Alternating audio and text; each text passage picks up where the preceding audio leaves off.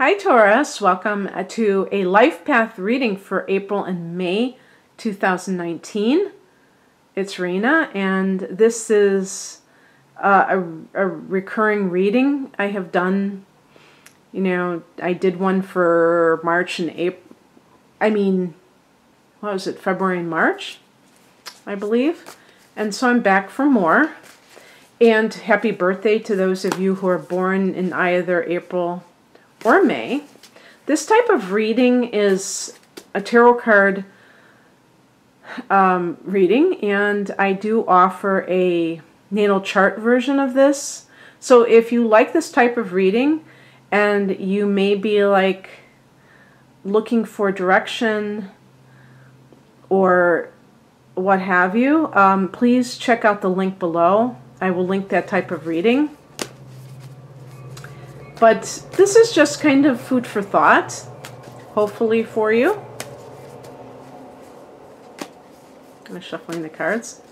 This is the Wild Unknown Tarot deck. This is a spread I kind of did on the fly.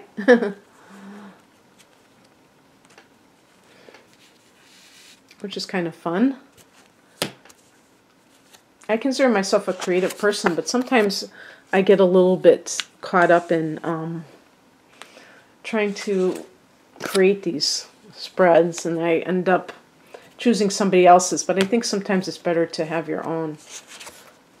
I think it makes it more resonant. Okay. So, the first card is where you are right now. And we have here the Ten of Wands. For some reason in this particular deck, it almost has like an ominous vibe to it, doesn't it? The appearance here, like the dark night of the soul or something. And that's not what this card represents. This card, the Ten of Wands, in my book called Tarot Plain and Simple by Anthony Lewis, he calls it the burden of success. And it's really a card of maybe working very hard to the point of burnout, so overworking. How I would, put this into a reading is that if you're a Taurus person who feels like worn out, who feels like you have a job that just sucks the life out of you, and you know that there's a better way, but you can't put your finger on it. One of the things that I feel is the first thing that you have to do, because you may have bills to pay. I mean, that's just how life is. And you have to gauge how much in danger you are of literal burnout. Because if you were to have some kind of physical breakdown seems like a very dramatic word, but yeah, I mean, people, depending on what they're doing, if they're working too hard, that could, totally put you out of commission for a while. So while obviously you don't want to be without a job, you have to weigh the dangers and the whatever's going on right now. And make plans. Don't be a procrastinator and say, oh, it doesn't matter, if you're really feeling like that could be a possibility. Or if you're just overwhelmed because you have no life outside of your job, then you have to take action. And it's hard sometimes for Taurians to take action because you just are a sign that likes the status quo. You like your little routine. You don't want to, it's like, ugh, I gotta go, and if I quit my job, even if you have money saved, you're thinking that's just going to just totally upend my life. I just don't want this, whatever. And you have to take care of yourself.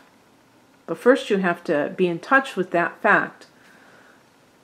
The Ten of Wands also may be doing something for somebody that is not your responsibility to do. So let's say you have a partner and that person isn't working, and yet they could be, but they're not. And so that's why you're working 2 jobs, or you're working overtime and stuff like that. Watch for being a codependent. It could easily happen to a Taurus person. Know where your obligations begin and where somebody else's begin, or where they end. And don't assume responsibility for somebody who is capable of doing it for themselves and they choose not to because you're right there kind of enabling them not to. And yes, of course, sometimes people are having difficulties in their life and they can't work, but at the very least, they should be doing things to better themselves, whether it's going to school or if they have some kind of physical condition, trying to improve that, or a mental condition, trying to improve that, instead of just using that as an excuse, in other words. And so you may be running yourself ragged trying to keep everything together, and that has its limits, doesn't it, in terms of how that is impacting you. Where you want to be, the 2 of Swords. Maybe there is a fork in the road that you know you're going to have to take. Now, you may not be there yet, and there may be a decision that you know that you are going to make, but you're waiting for a certain date, a certain experience to happen before you do that. And if you are planning on quitting your job, you may have a certain deadline in mind that you're going to do it. And I think, though, this too may be that because I got this exact same card in the exact same position for Sagittarius. And what I was saying to Sagittarius is this idea of having more than one way to make money, more than one income stream.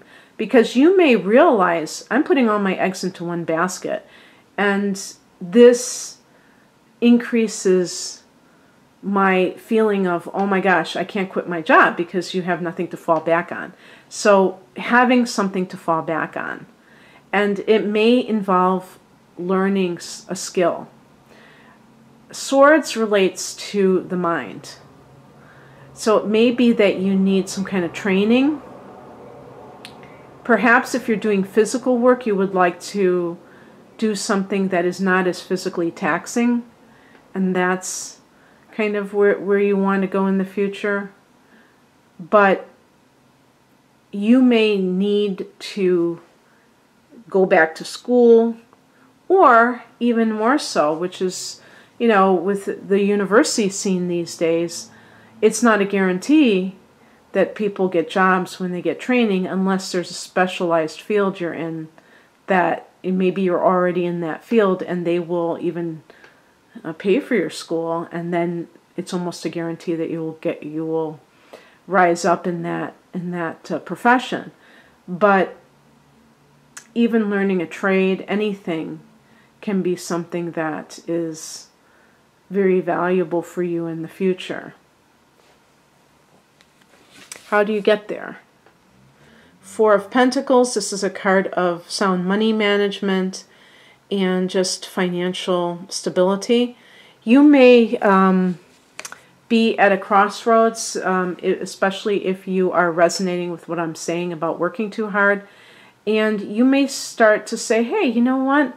As I am saving so that I can quit my job, I'm also going to stop spending as much money as I have been. So the way that people sometimes find that they can save money if they don't make so much in excess is simply by saving money and kind of really getting a control over your finances. Taurus likes to live the good life.